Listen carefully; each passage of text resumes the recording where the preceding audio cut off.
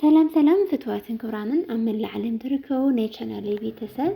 ببزلهم وسلامكم بزحتر في برلي كبرات حواتي انقعد ما نوشانا لي بسلام مزاهم نيلو معنتي فيديو زخون كعني كم تلمر واقع ورقي حذ خاويني هو وسي خلق أنيسو نزل حميرنا كرينا اسكع فيديو تسامن هتكتاتلو بأخبرتي عدم نشانا لي حدش تسخنكم سبسكرايب نبرا زخونكم كعا لايك شير ناقوركم نخذ براتاتعني بتحتنا يلاو لايك شير نتقور لي كعا كابل بينا مسكم كيدك عبيت وي معري مباركس واقع ورقي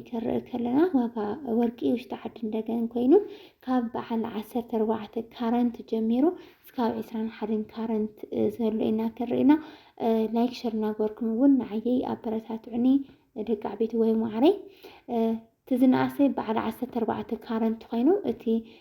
ناي مجرشا كارنت نصه ورقه يعني بعد 14 كارنتيو 14 كارنت تاي مالتيو نحنا 21 10 شومنت إنا نفلتو لنا 14 كارنت مالت نيتورك معقنو خينو እና እቲ ብጣዕሚ ዝተሓተ ካረንት በዓል 14 እዩ እዚ ማለት 14 ካረንት ታይ ዝኣክል ናይቲ ወርቂ ንጽህና ንህይወቴልና 45% ናይ ወርቂ ንጽህና ኮይኑ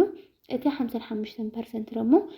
ናይ ዝተፈላለዩ ዓይነት ማዕድናት ከም ነሃስ ዚንክ ብረታ ብረት ሓዊሶም እዮም ሰሪሖም ቀላቂሎም ዝሰርሕዎ ማለት እዩ ስለዚ ብኸምዚ ትርድእዎ ኣለኩም ደቂ ዓበይቲ ወይ እና ሰናይ ጻንሒት ሰናይ ምክትታል تفتحنا حمر فرملي تفتحنا جزا فرملي انت كيت جزا ما تندب وضعي انت كيت حمري بديفنا يان عزاري انت كيت نوراتي كاسيل كان حتاتي انت كيت نوراتي ارقعيو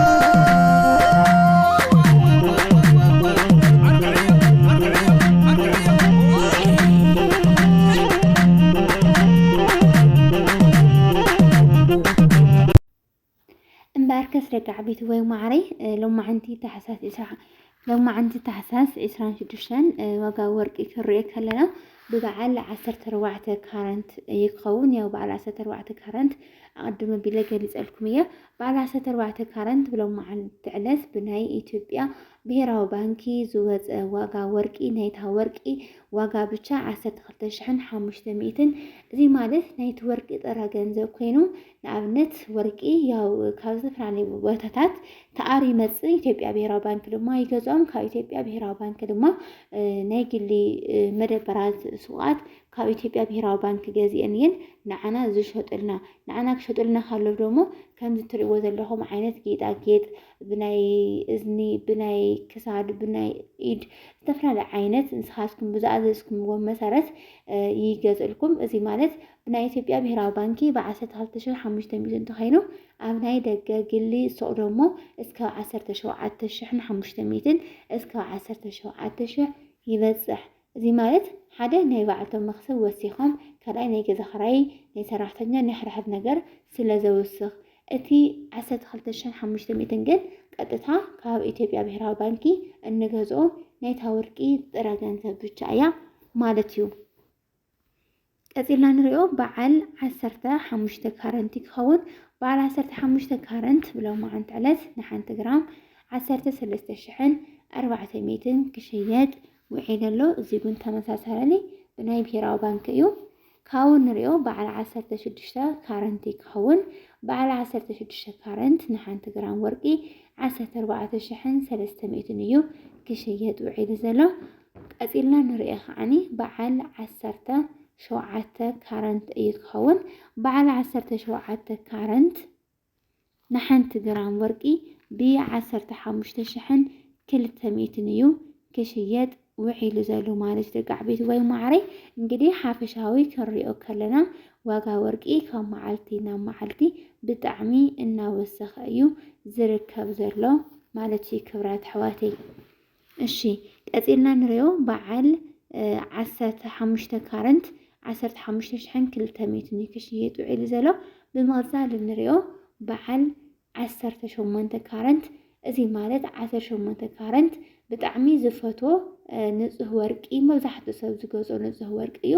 እዚ ማለት ካብ 186% ብቻ ወርቂ እቲ 14% ደግሞ ካልእ ዓይነት ማዕድናት እዩ ዝሕወሶ ማለት እዩ።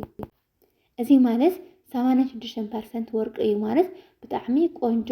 እና እኹል ዝተባሃለ ዓይነት ወርቂ እዩ እና እዚ በዓል 18 ብናይ ኢትዮጵያ ብሄራዊ ባንኪ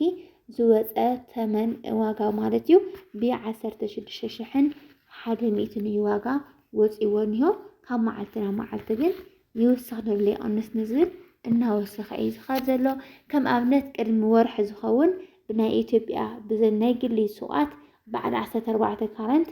16,000 ነይሩ ሕዚ ግን ልዕሊ 17,000 ኮይኑ ስለዚ ብጣዕሚ እናወሰኸ እዩ ዝርከብ ካብቲ ሸርፊ ብላዕሊ ወርቂ እዩ ዝውስኽ ዘሎ ማለት እዩ እና ሸርፊ ካብ ተቐምጡ ወርቂ ገዚእኹም ተቐሚጥኩም ሓደ ዋጋ ወርቂ ይውስኽ ኣሎ ካልኣይ ከዓኒ ብቲ ሸርፊ እውን ስለ ዝውስኽ ኣሎ ብክልቲኡ ተጠቀምቲ ትኾኑ ኣለኹም ማለት እዩ። ቀፂልና ንሪኦ በዓል 19 ካረንቲ ክኸውን በዓል 19 ካረንት ንሓንቲ ግራም ወርቂ ብናይ ኢትዮጵያ ብሄራዊ ባንኪ 17,000 እዩ ክሽየጥ ውዒሉ ዘሎ። ቀፂልና ንሪኦ በዓል 20 ካረንቲ ክኸውን በዓል 20 ካረንት ንሓንቲ ግራም ወርቂ ብናይ ውሽጢ ዓዲ ብሄራዊ ባንኪ ዘውፅኦ ዋጋ ወርቂ ማለት እዩ 17,900 እዩ ክሸጦ ውዒሉ ዘሎ። ቀፂልና እንሪኦ ዳርጋ መብዛሕትኡ ሰብ 98% ዝገዝኦ ዓይነት ወርቂ በዓል 21 ካረንቲ ክኸውን በዓል 21 ካረንት ንሓንቲ ግራም ወርቂ ብ18,800 እዩ ክሽየጥ ውዒሉ ዘሎ ብጣዕሚ ወሰኽ ኣርኢና እኒሄ ማለት እዩ። እዚ ማለት 18,500 እንድሕር ብሄራዊ ባንኪ ዝሸጦ ኮይኑ ካብ ብሄራዊ ባንኪ ገዚኦም ስለ ዝነግድሉ ናይ ግሊ ሱቓት ደሞ ልዕሊ 22,000 እዩ በፂሑ ዘሎ ማለት እዩ።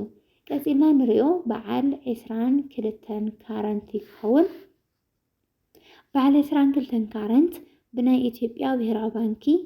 ዝወፀ ዋጋ ወርቂ ንሓንቲ ግራም ብ19,900 እዩ ክሽየጥ ውዒሉ ዘሎ።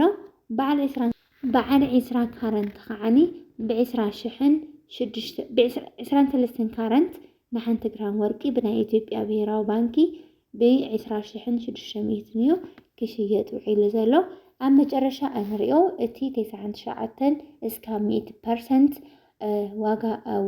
ካብ 99 እስካብ 100% ንፁህ ወርቂ ዝኾነ ዋጋ ወርቂ 24 ካረንት እዩ። ናይ 24 ካረንት ዋጋ ወርቂ 21,900 እዚ ብናይ ኢትዮጵያ ብሄራዊ ባንኪ ክኸውን ከሎ ብናይ ግልታት ከዓ እስካብ 25,000 ይበፅሕ ኣሎ ማለት እዩ። ናይ ሎማዓንቲ ዋጋ ወርቂ ከምዚ ይመስል ነይሩ። ሓሳብ ሬቶኹም ኣብ ኮሜንት ተፃሓፉለይ ክንደይ ገዚእኹሞ ንስኻትኩም ከምዝብል ደቂ ዓበይቲ ወይ ማዕረይ እስካብ ቪድዮ ፍፃመ ዝተኸታተልኩምኒ ካብ ልብና መስገንኩ እየ። ሼር ላይክ ሰብስክራይብ ምግባር ደሞ ከይትርስዑ ሰሰናዩ ባይ ባይ